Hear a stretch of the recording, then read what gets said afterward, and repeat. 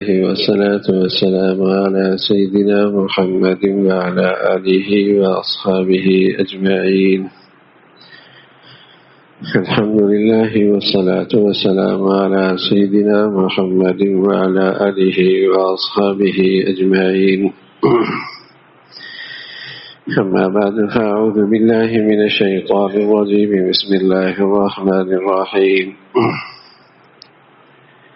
وتوفني مسلما وألحقني بالصالحين.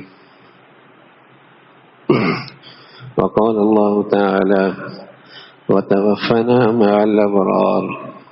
صدق الله العظيم.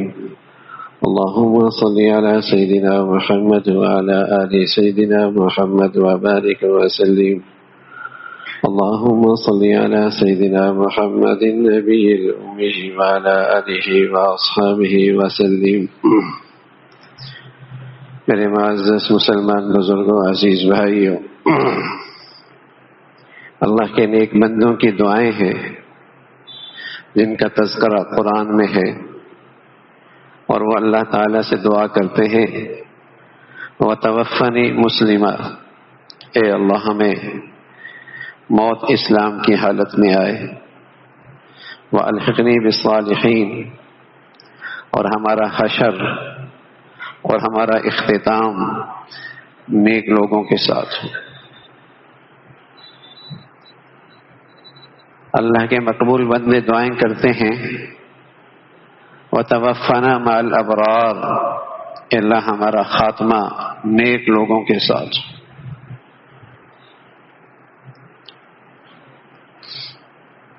نیک لوگوں سے محبت اور نیک لوگوں کی عقیدت اور نیک لوگوں کا احترام،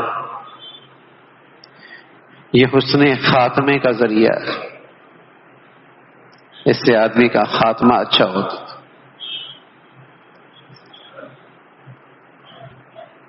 اس روئے زمین میں پیارے نبی صلی اللہ علیہ وسلم کے بعد سب سے نیک ہستیاں حضرات صحابہ کی۔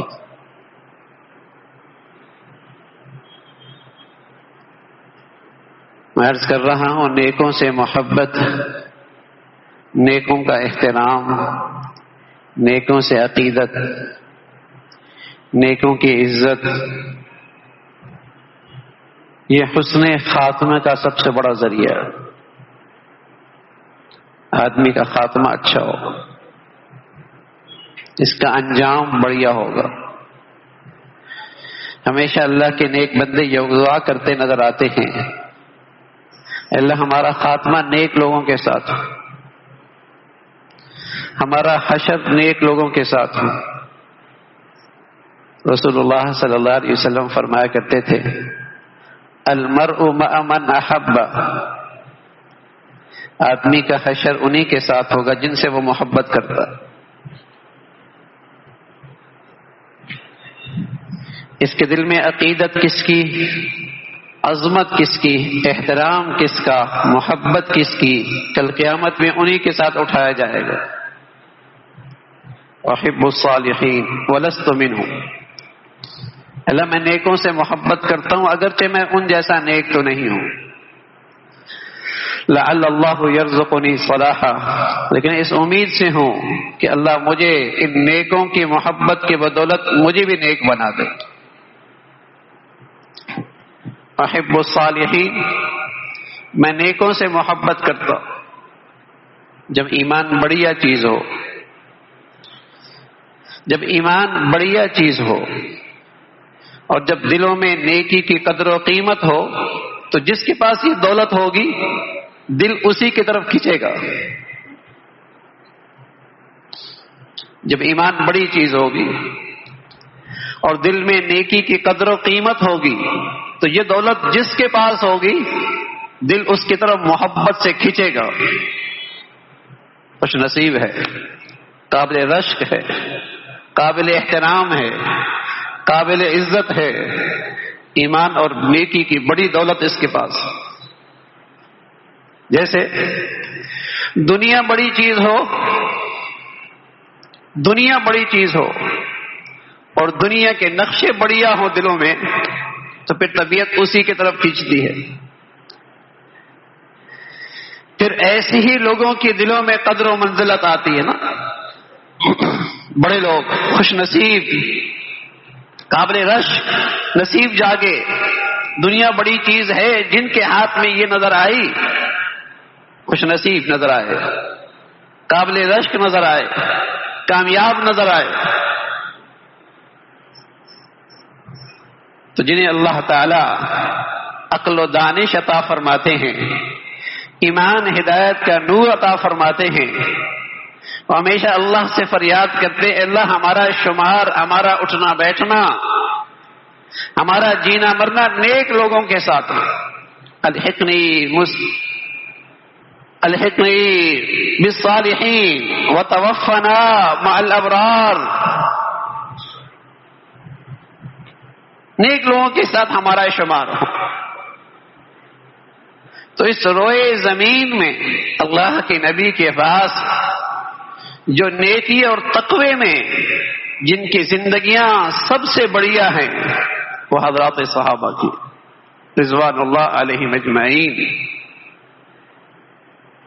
ان سے محبت، ان کی عقیدت، ان کا احترام، یہ ایمان کا تقاضا، حسن خاتمے کا ذریعہ.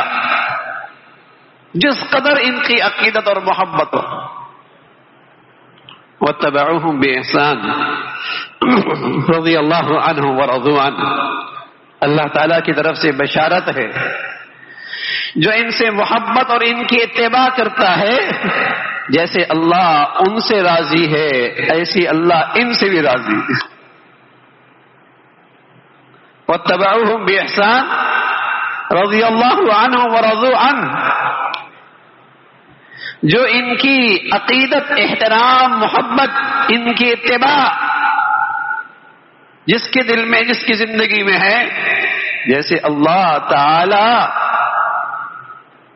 نبی کے ان تربیت یافتہ لوگوں سے راضی ہے، ان کے سچے پیروکاروں سے بھی اللہ راضی. یہ خوشخبری ہے، یہ انعام ہے کہ یہ وہ مبارک ہستیاں ہیں. پھر صدیق اور عمر کے بعد رضی اللہ تعالیٰ عنہما پھر جس شخصیت کا نام آتا ہے اور اسلام کی تاریخ کی سب سے بڑی شخصیت ہیں حضرت ابو بکر، حضرت عمر کے بعد وہ حضرت عثمان کی، حضرت عثمان کی، جن کی شہادت اسی ذی الحجہ میں ہوئی، جن کی زندگی انسانیت کی تعلیم و ترقی میں، جن کی زندگی انسانیت کی تعلیم، تعمیر و ترقی میں مشعل راہ ہے. حضرت عثمان رضی اللہ تعالیٰ عنہ جو مسلمانوں کے امیر المؤمنین بھی ہیں، خلیفۃ المسلمین بھی ہیں، تیسرے خلیفہ ہیں، لیکن جو انہیں خاص اعزاز حاصل ہے وہ ذی النورین بھی ہیں. وہ ذی النورین بھی ہیں کہ پیارے رسول صلی اللہ علیہ وسلم نے انہیں اپنے گھر کا فرد بنایا اور ایک صاحبزادی کا نکاح کرایا، اور جب ان کا انتقال ہوا تو آپ نے انہیں اپنی دوسری صاحبزادی دی، اور جب ان کا بھی انتقال ہوا تو رسول اللہ صلی اللہ علیہ وسلم نے فرمایا عثمان میری 40 بیٹیاں ہوتی اور یکے بعد دیگرے ان کا انتقال ہوتا چلا جاتا اور میں تیرے نکاح میں دیتا چلا جاتا. حضرت عثمان ذی النورین، اللہ نے بڑی دولت دی تھی، بڑی دولت دی تھی اور خوب فراوانی تھی، لیکن اپنے گھر کی زندگی، اپنی زندگی بہت سادہ تھی، لیکن راہ خدا کے بڑے سخی تھے. اللہ نے بڑی دولت دی تھی، بڑا مال دیا تھا، غنی کہلائے، غنی مالدار، لیکن اپنی زندگی بڑی سادہ، گھر کی زندگی بڑی سادہ، لیکن راہ خدا کے بڑے سخی، بڑے سخی۔ تبوک کا موقع ہے، مسلمانوں کی حالات معاشی لحاظ سے کچھ اچھی نہیں، لیکن ایک بڑا غزوہ درپیش ہے۔ حضرت عثمان آئے اور 950 اونٹ ساز و سامان کے اللہ کے راستے میں پیش کر، پھر 50 گھوڑے لے کے آئے سر و سامان کے آپ کی خدمت میں پیش کیے۔ بہت بڑی نقدی حضور علیہ الصلوۃ والسلام کی خدمت میں پیش کی۔ حضور علیہ الصلوۃ والسلام نے فرمایا ما ضر ما عمل بعد اليوم، عثمان آج کے بعد کوئی عمل بھی آپ کو نقصان نہیں پہنچائے۔ آپ اشرفیاں یہاں اچھال رہے اور آپ کی اس سخاوت پر اور راہ خدا پہ اس خرچ کرنے پر خوش ہو رہے اور دعائیں دے رہے اور کہہ رہے ما ضر عثمان ما عمل بعد اليوم، آج کے بعد عثمان کو کوئی عمل نقصان نہیں پہنچائے۔ بڑے سخی تھے۔ اللہ رب العزت نے آپ کی دولت سے، آپ کی دولت اور آپ کے وسائل کو دین کی حفاظت کے لیے خوب قبول فرمایا۔ مسجد نبوی چھوٹی سی تھی، قریب میں ایک پلاٹ تھا، آپ نے اسے خریدا تو مسجد نبوی کی توسیع ہوئی۔ پھر آپ کا دور آیا تو مسجد نبوی کی نئے سرے سے تعمیر ہوئی۔ مدینہ میں ایک کنواں تھا جو ایک یہودی کے پاس تھا، جس نے اسے معاش کا بہت بڑا ذریعہ بنا رکھا تھا، پانی بیچتا تھا، مسلمانوں کو پریشان کرتا تھا۔ حضرت عثمان رضی اللہ تعالیٰ عنہ نے اس کی منہ مانگی قیمت اسے دی اور مسلمانوں کے لیے سہولت پیدا کی۔ کوئی ایسا موقع نہیں تھا کہ اسلام کو مالی لحاظ سے مدد کی ضرورت ہو اور عثمان اس میں سب سے نمایاں نہ ہو، حضرت عثمان اس میں سب سے نمایاں نہ ہو۔ مال کی سخاوت تو مال کی سخاوت، آخرکار اپنی جان بھی اللہ کے راستے میں قربان کر، شہادت، شہید حضرت عثمان رضی اللہ عنہ بڑی بات فرمایا کرتے تھے۔ ایک دن منبر پہ آئے اور فرمانے لگے لوگوں اللہ سے ڈرا کرو، لوگوں اللہ سے ڈرا کرو اور اپنی خلوت کی زندگی میں بھی اللہ سے ڈرا کرو، اس لیے کہ میں نے رسول اللہ صلی اللہ علیہ وسلم سے سنا ہے جو آدمی خلوت میں جو کچھ کرتا ہے اللہ تعالیٰ اسے اعلانیہ چادر پہنا دیتے ہیں۔ وہ تنہائی نہیں رہتی، اللہ تعالیٰ اس تنہائی کی خیانت کو جلوت میں اور اعلانیہ اس کے لیے رسوائی کا ذریعہ بنا دیتے ہیں۔ اور اگر خلوت اور تنہائیوں میں نیکی کی ہے تو اللہ تعالیٰ اسے بھی نہیں ضائع کرتا، اللہ تعالیٰ لوگوں کے دلوں میں اس کی محبت اور عقیدت ڈال دیتے ہیں، اس کی عزت اور احترام ڈال دیا کرتے ہیں۔ تو فرمایا کرتے تھے اپنی خلوتوں کا خیال رکھو، اپنی تنہائیوں کو پاک رکھو، اپنی تاریکی کو پاکیزہ رکھو، اللہ تعالیٰ اسے اعلانیہ کی چادر پہناتے ہیں۔ اور پھر آیت پڑھی وَلِبَاسُ التَّقْوَىٰ ذَٰلِكَ خَيْرٌ، تقوی کا لباس بہت بڑھیا۔ اگر تم تنہائیوں میں اللہ سے ڈرتے رہے تو یہ لباس بہت بڑھیا ہے، یہ لباس بہت بڑھیا ہے۔ اور خود بھی اللہ کا خوف ایسا رکھا کرتے تھے، امیر المومنین ہیں، خلیفۃ المسلمین ہیں، اور رسول اللہ صلی اللہ علیہ وسلم سے جنت کی بشارت سن رکھی ہے اور اللہ کی راہ میں خرچ کرنے میں سب سے آگے نظر آتے ہیں، لیکن اللہ کی خشیت، اللہ کا ڈر ایسا کہ کبھی قبر پہ جاتے تو آپ کی آنکھوں سے آنسوں کی لڑی بن جایا کرتی تھی، آنسوں کی لڑی بن جایا کرتی تھی۔ کہنے والے کہتے عثمان اتنا کیوں روتے ہو، اتنا کیوں روتے ہو؟ تو فرمایا کرتے میں نے اللہ کے نبی صلی اللہ علیہ وسلم سے سنا ہے کہ یہ وہ منزل ہے جو آخرت کی ساری منزلوں میں پہلی منزل ہے۔ اگر کوئی شخص یہاں کامیاب ہوا آگے سارے گھاٹیوں میں کامیاب ہو جائے گا، اور خدا نخواستہ یہاں اگر وہ ناکام ہوا تو پھر وہ آگے گھاٹیوں میں بڑی مشکل میں آ جائے گا۔ تو مجھے اس کی خشیت، اس کا خوف ہے۔ کہاں ایمان پہاڑوں جیسا، کہاں ایمان پہاڑوں جیسا، کہاں عثمان کی سخاوت کے اللہ کے نبی خوش ہو کے دعائیں دے رہے، کہاں حضرت عثمان کا مرتبہ کہ اللہ کے نبی کے 2 بیٹیاں آپ کے گھر میں، اور کہاں یہ خشیت اور کیسا یہ خوف خدا۔